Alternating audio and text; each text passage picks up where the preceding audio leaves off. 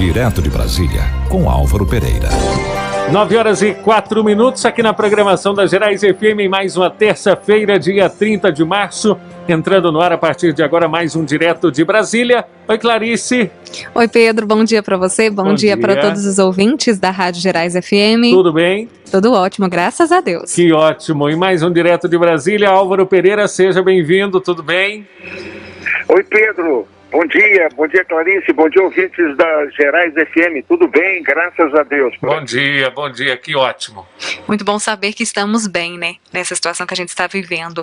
Bom, Álvaro, hoje a gente fala um pouquinho melhor sobre a mudança, né, que o presidente Jair Bolsonaro realizou ontem, a mudança em exatamente 6 pastas. Foram trocados, né, 6 ministérios e algumas secretarias. Fala pra gente um pouquinho melhor sobre essas mudanças, quais são as principais consequências e, inicialmente, né, quem sai e quem entra aí nessa nova jornada?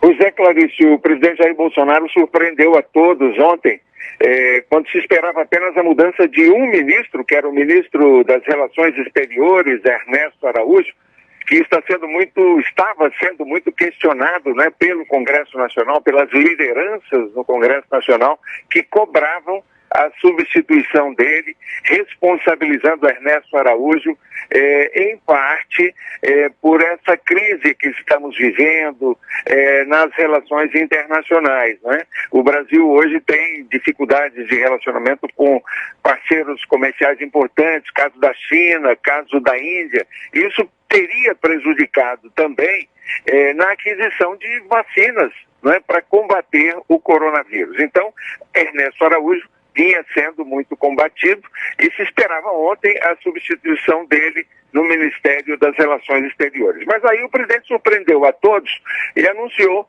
uma reforma ministerial com mudanças em 6 pastas, né? São elas basicamente as pastas de Relações Exteriores, Defesa, Justiça, Casa Civil, Governo e até a AGU, que é a Advocacia Geral da União. Então foi uma surpresa, todas essas mudanças já estão sendo publicadas hoje no Diário Oficial e surpreenderam porque entram também numa área delicada que é a área das Forças Armadas.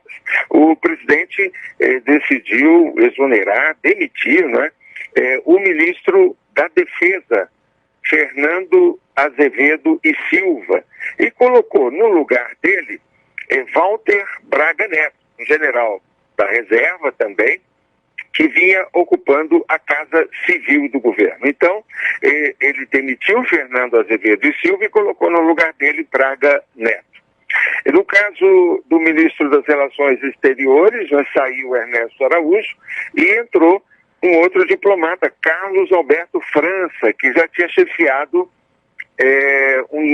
a área de cerimonial do Palácio do Planalto já na gestão de Bolsonaro. Então, um diplomata de carreira, bem relacionado no meio, que assume o lugar do polêmico, não é, ministro Ernesto Araújo. Houve também uma outra mudança importante na área política, na Secretaria de Governo, que é a secretaria que faz as relações com o Congresso Nacional, cuida da articulação política do governo. Saiu dessa área o general Luiz Eduardo Ramos e no lugar dele foi nomeada a deputada federal Flávia Arruda, do PL do Distrito Federal, ela que é esposa do ex-governador José Roberto Arruda, do Distrito Federal. Então, Flávia Arruda passa a ser a responsável, a partir de agora, por essa articulação política com o Congresso Nacional. Ela é muito ligada ao atual presidente da Câmara, Arthur Lira. Então, essa mudança no comando político foi interpretada como um prestígio a mais para o chamado Centrão, aquele grupo político que é responsável hoje pelo apoio político ao governo de Jair Bolsonaro. Então, com essa mudança, né, o que se diz em Brasília é que o Centrão passa a ter um gabinete no Palácio do Planalto. Então, é o maior dos prestígios, ou seja, tem uma representante do Centrão, a deputada Flávia Arruda, no Palácio do Planalto, encarregada de coordenar essa relação institucional com o Congresso, com o Senado, com a Câmara Federal, pacificando os ânimos por ali. Com relação ao Ministério da Defesa, essa é uma mudança mais delicada, né? A informação é de que o presidente Jair Bolsonaro não estava muito satisfeito, não está muito satisfeito com o ministro do Exército, o general Edson Pujol. Então, essa mudança no Ministério da Defesa é uma tentativa de melhorar essa relação do presidente Jair Bolsonaro com o ministro do Exército, encontrar uma solução ali de consenso na forma de ver, né, certas questões da política nacional. Basicamente, o ministro do Exército e outras grandes lideranças das Forças Armadas veem hoje o papel das Forças Armadas como instituições do Estado, né, que representam o Estado brasileiro, não necessariamente representam o governo, porque os governos passam, não é? São eleitos, passam, e o Estado permanece. Um fator de tensão que houve aí entre o presidente Jair Bolsonaro e lideranças das Forças Armadas passou pelo Ministério da Saúde também na administração dessa pandemia, não é? Porque o ministro da Saúde, Pazuello, ele é um general que ainda está na ativa no Exército. Ele não é um general da reserva, como todos esses ministros que atuam no Palácio do Planalto. Então isso causou um certo constrangimento, né? O presidente Jair Bolsonaro ter colocado no Ministério da Saúde um general na ativa. Por quê? Porque entendem as lideranças militares que de alguma forma isso expôs o Exército como instituição. É como se o Exército estivesse ali, né, responsável pela gestão da saúde pública no Brasil. E como se sabe, a gestão de Pazuello não foi bem avaliada. Então isso pode ter representado um desgaste para a imagem institucional do Exército. Então as divergências se colocam muito nessa área, de separar o papel das Forças Armadas ali, o que é representar o Estado, o que é representar o governo. E normalmente as lideranças que defendem essa posição institucional das Forças Armadas não gostam de ver generais, ou brigadeiros, ou almirantes, né, da ativa exercendo funções públicas de gestores, né, em nenhum governo. Uhum.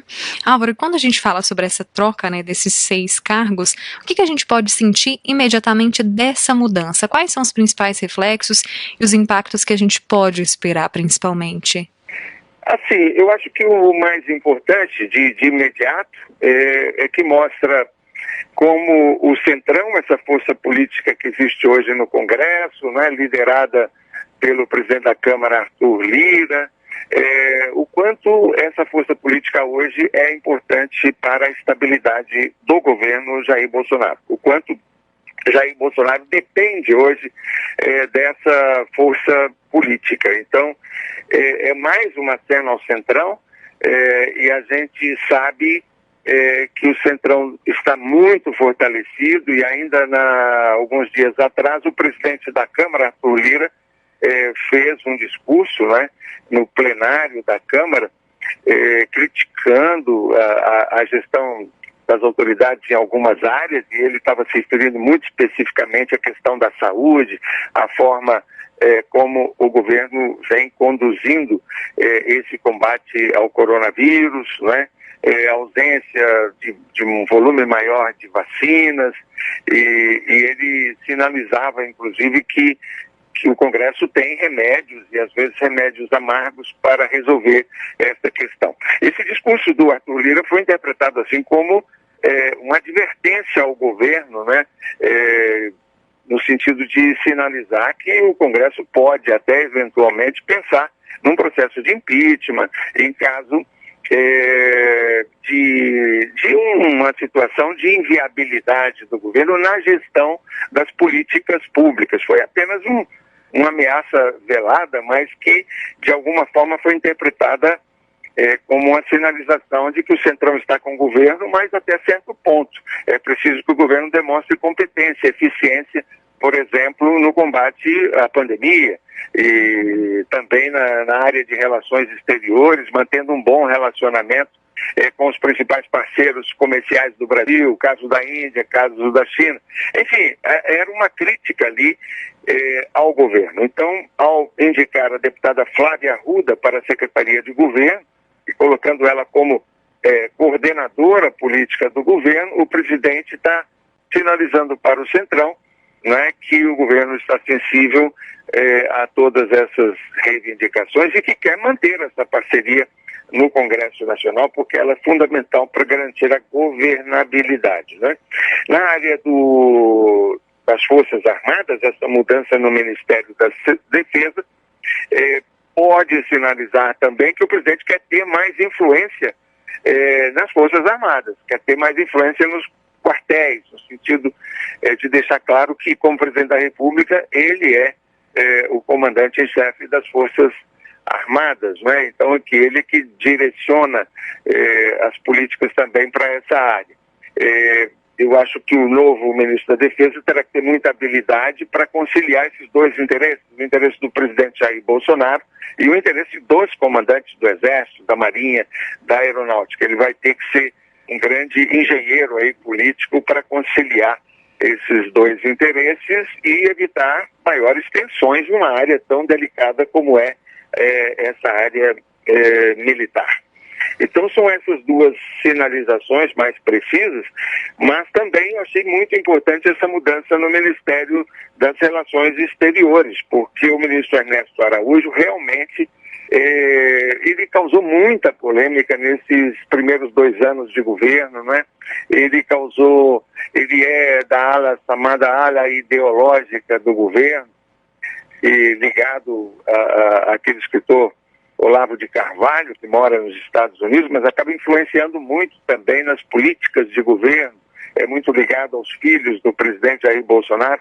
Então, Ernesto Araújo, com esse viés ideológico, ele fez críticas, por exemplo, várias críticas à China, ao governo da China, ao Partido Comunista Chinês. Ele teve problemas com a Índia, que é um país importantíssimo também nas relações comerciais com o Brasil, e com isso, ele que deveria ser um embaixador ali, né, para facilitar relacionamentos com outros países, ele acabou se tornando um empecilho, uma dificuldade, e que a gente percebeu quando o Brasil precisou de insumos para fabricar vacinas, porque tanto a Índia quanto a China não demonstraram muito interesse em nos atender rapidamente. Então houve ali uma certa represália, tanto da China como da Índia. Uma coisa velada, não ficou muito clara, mas era evidente a má vontade, né, em nos atender, prejudicando a fabricação de vacinas no Brasil. Então, esse novo ministro entra zerado, né, em termos de imagem, para começar um novo trabalho de aproximação com todos esses países. Com certeza. Álvaro, então na semana que vem a gente continua debatendo mais esses assuntos de interesse nacional em mais uma edição do Direto de Brasília. Eu te desejo uma excelente semana e uma excelente terça-feira aí para você. Um abraço e até a próxima semana. Um abraço, Clarice, um abraço, Pedro, um abraço aos ouvintes da Gerais FM. Até a próxima terça-feira, se Deus quiser. Até a próxima, Álvaro. Boa semana para vocês.